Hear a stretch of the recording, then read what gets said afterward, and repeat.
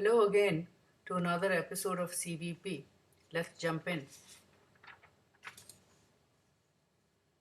Margin of safety helps management assess how far above or below the break even point the company is currently operating. It is the comfort zone of the company in which company cannot suffer losses. Margin of safety can be expressed in dollars, in units, or as a percentage of total sales. Recall our pizza example where the store's current sales were 500 units at $10 a pizza, equaling $5,000. The break even was at 400 units, so break even sales are $4,000. So margin of safety is $1,000 and 100 units. Margin of safety is sometimes expressed as a percentage of sales. So if we divide our pizza store margin of safety in dollars by total sales in dollars, we will have 1000 divided by 5000, giving us a 20% margin of safety. Now that we know a little bit about the relationship between volume of production and profits, let's try to change costs a bit to see their impact on volume and profit. Let us use our pizza store example again to make the point. Suppose our store can spend an additional $1,000 on fixed costs and would like to know if the resulting increase in sales would lead to a higher profit. You think you can solve this? What method comes to your mind first to solve it? Remember, you can use the short method of equation or long method of statement. Using the CM ratio formula that we have seen before, we can plug in the CM ratio, which is still 50% as before, the new sales of 600 units at $10, the new fixed cost of 2000 plus 1000, and we get a zero profit, which is 500, lower than our profit at the sale of 500 units. Looking at it another way, which we will call incremental analysis, we compare the increase in contribution margin to increase in cost and see that we will lose $500 if we took this decision. You can always remake this whole income statement, whole CM type of income statement with new revenues and new costs to arrive at the correct result. Let us now look at a change in per unit variable cost from $5 a unit to $6 a unit. This time, fixed cost will remain the same, but contribution margin will change. Since our price is still at $10 a unit, our new contribution margin will be $4 a unit, and a contribution margin ratio would be 40%. So, contribution margin formula will tell us that 40% times new sales revenue of $6,000. Remember, our new sales are 600 units at $10 a piece. So $6,000 minus fixed cost of 2000 will give us a net income of 400, which is less than our original income of $500. So it is not a good idea. You can use incremental analysis to answer the same question. If contribution margin is $4 a unit now, total contribution margin would be 4 times 600 units equal to $2,400, which is $100 less than the original contribution margin of $2,500 at 500 units. Since there is no increase in fixed cost, the increase in income is negative 100. So it is not a good idea to buy more expensive raw material since the increase in sales is not large enough to justify it. Finally, here is a slightly more complex situation where P, F, and Q are all changing. Stare at the problem, take out your pen and paper, and take a couple of minutes before moving to the next slide.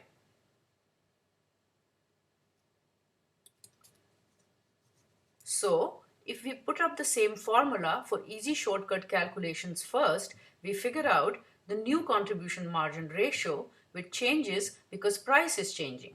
We get the new sales revenue with new price and new quantity.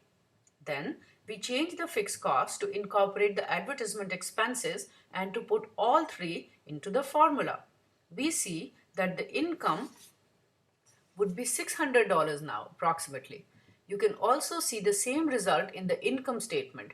The first column shows the existing position of our pizza store, and the second column incorporates all the changes we need: new volume, new price, and new fixed cost. The new income is $600, which is $100 higher than the first column. The third column shows the incremental analysis with just the changes in the three numbers and how income increases to a positive $100. So ask yourself again which method you are most comfortable with and stick to it. It is useful to know all of them because you can use them to double check your work.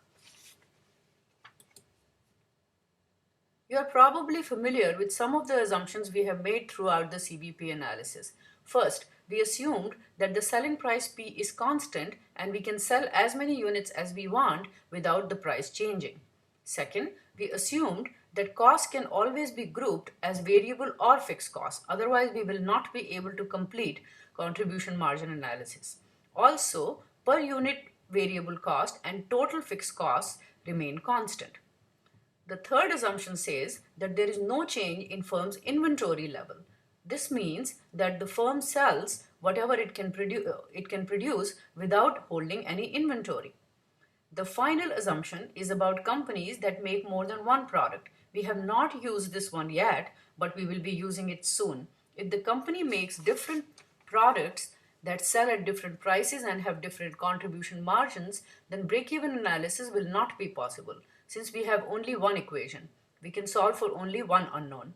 In order to overcome this problem, we assume that the proportion of sales for different goods remains constant. For example, if our pizza store sells 300 cheese pizzas and 200 pepperoni pizzas, we will assume that this ratio of 3:2 will be maintained throughout. We will see this one in detail soon. Here is an easy problem. You are given sales revenue, CM ratio, and fixed expenses. All you need to do is to put them in the formula you have seen before. Use it a lot. It is a useful formula. A longer way to do this, if you don't remember the formula, is to say that if contribution margin ratio is 20%, then total contribution margin must be 20% of 340,000, meaning 68,000. If you take out fixed costs from it, you will get the operating income of $20,000. That was easy. Let us see one more.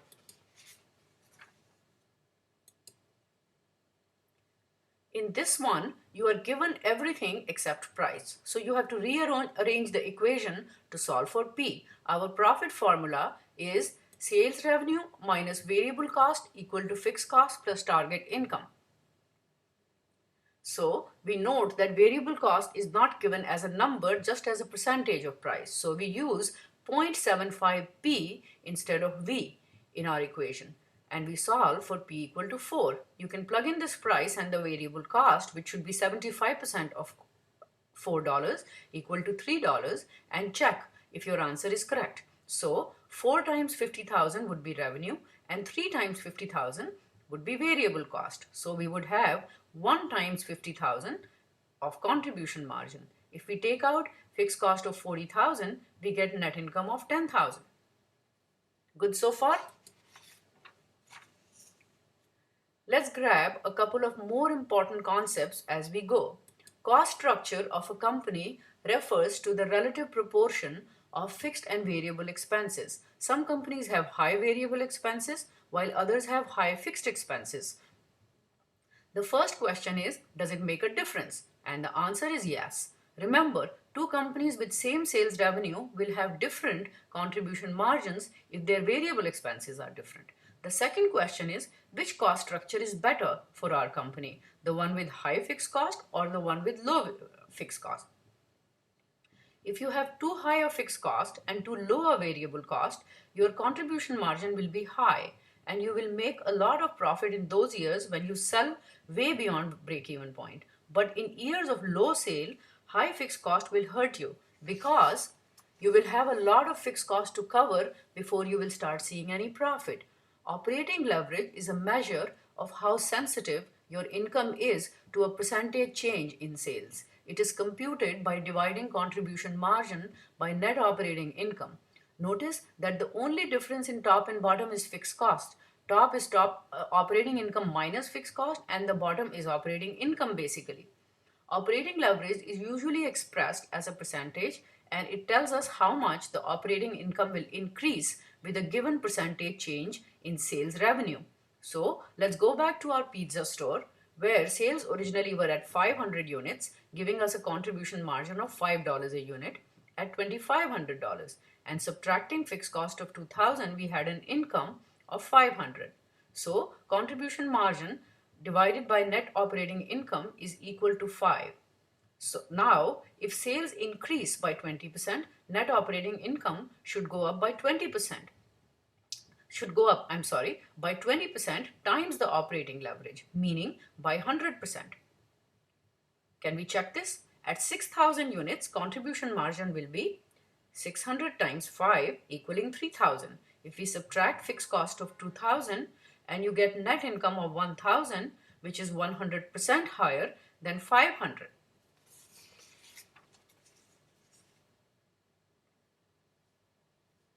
The choice of best cost structure often depends on expected units to be sold. If your break-even point is 400 units and you can sell, say, 10,000 units, then you will have lots of contribution margin to cover even your high fixed costs. Often, managers have a choice between fixed and variable costs. For example, they can decide to rent a building rather than buying it. Fixed costs would be lower, but variable costs would be higher. Similarly, if they decide to hire a consultant rather than an employee on salary, variable costs would be higher, but fixed costs would be lower. Sensitivity analysis is going to try to analyze the difference between fixed and variable costs on a company. Let's jump into an example. Here we are given a price of 25 and a variable cost of $10 a unit.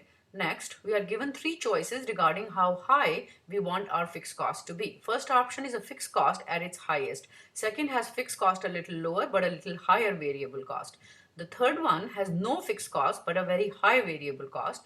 Which one will result in maximum profit for the company is what we need to find out. If you are confident, you can try to solve it before looking at the answer.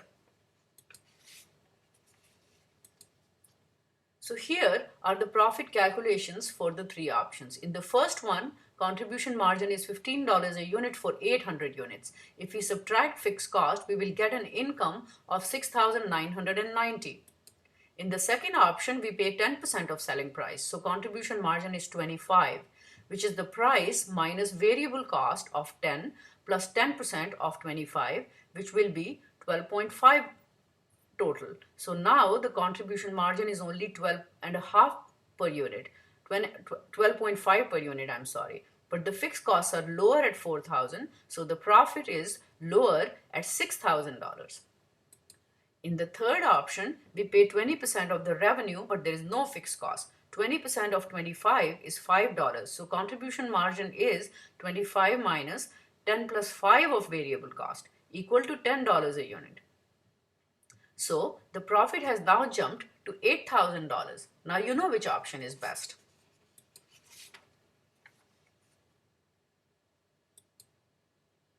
When a company sells multiple goods, using break-even analysis is hard because different products will have different prices and cost structures. One way to get around it is to assume that the sales mix is constant, meaning that the relative portion of units sold will not change once we assume that we can use the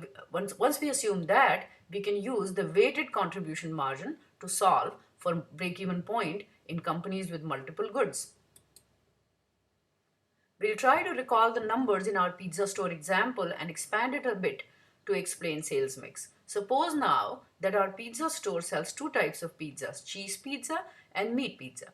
Let us also assume that for each meat pizza sold in store, we sell two cheese pizzas, meaning that the sales mix between these two items is 2:1. Let us quickly look at the costs given to us. Cheese sells for $10 and it has a variable cost of 5. Meat sells for 15 and has variable cost of 8. Fixed costs for the store are $3,400 for both products. We have no way of knowing how much of this fixed cost belongs to which product, so we will keep it common. How to calculate the break-even point for this situation? Since we sell 1 unit of M and 2 units of C, as our sales mix, we will write the following equation, very similar to the original formula with a slight change. Let us see it slowly. First, we call units of meat as M, and notice that quantity of cheese will always be 2M, double of meat, giving us our sales mix of 1:2. Then we take unit contribution margin of each product and multiply it by the weights of 2 and 1 and solve for break-even point. Once we solve M equal to 200, we put that as break-even point for meat while doubling the number of cheese since the ratio is double. So our break-even point in total units is 600 units with 200 of meat and 400 of cheese.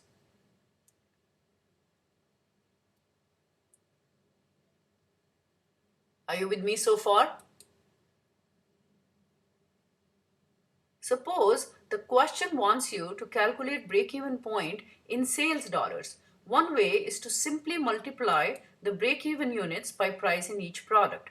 Here we get break-even dollars of 7,000 with 3,000 of revenue coming from meat and $4,000 coming from cheese. Let us verify if our numbers are correct.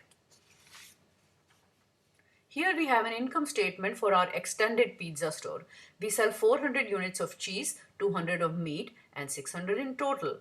We sell cheese at 10 and spend $5 of variable cost, giving us a contribution margin of 5 per unit. For 400 units, it is $2,000. For meat pizza, we have sale price of 15 and variable cost of $8 a unit, giving us a contribution margin of $7 a unit. For 200 units, the total CM is $1,400. At this point, we total the two CMs and focus on the total column. Our total contribution margin from the two products is $3,400, which is exactly equal to our fixed cost, hence giving us an income of 0 and our break-even point both in units and in dollars. Notice that the CM ratio of the two products is different. Luckily, the higher CM comes from the product that sells the most. The weighted contribution margin is the total in the total column is not a simple average of the two CM ratios, but it is weighted by the sales mix.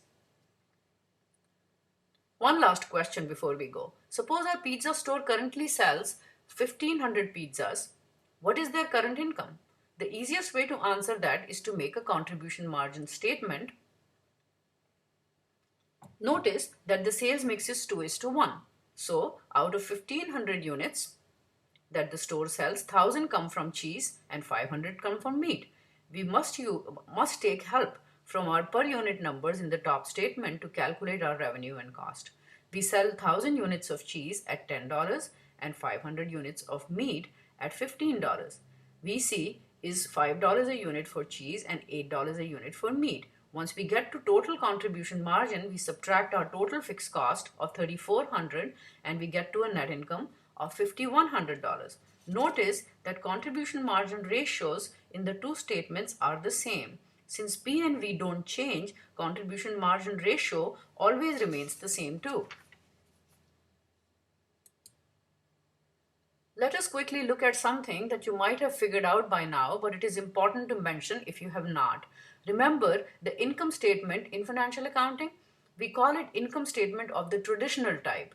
In that statement, we have sales minus cost of goods sold, which is the same thing as manufacturing costs of producing the good, of selling the good, I mean. The middle figure that was gross margin is money left over after all our manufacturing costs are covered. The gross margin is there to cover our non-manufacturing costs and give us profit. In our new CM type of statement, we cut the cost pie along variable and non-variable cost rather than manufacturing and non-manufacturing costs. 50345. Remember, total costs of the company are the same no matter what you call them. Also notice that net income is not the same in both